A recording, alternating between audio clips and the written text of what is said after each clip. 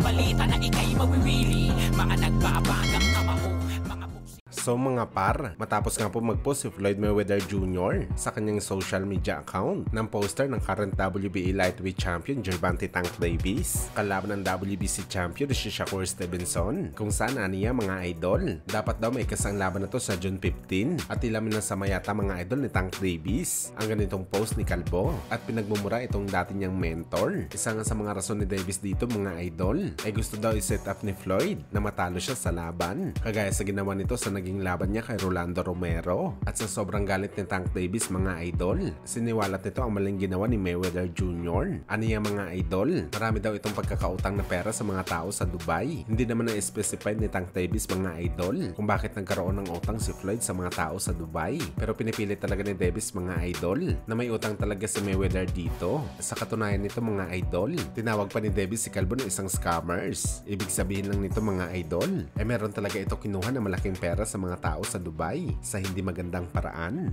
Tell him get on live right now. And he owe people in Saudi Arabia money too.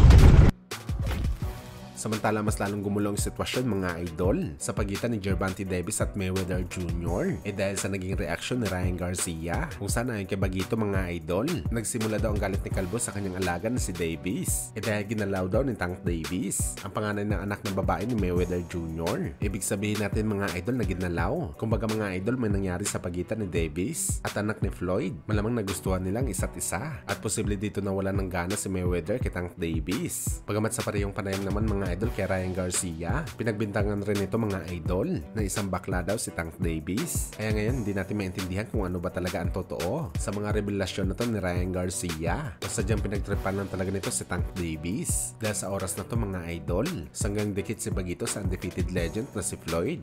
I already knew about all that though. Once Gervonta fucked Floyd Mayweather's daughter, and that's not even a secret. That's not something I'm exposed. Gervonta Davis is gay. Say Gervonta, right? Because I've heard stories. Gervonta, some girl told me that she put her fingers in his ass.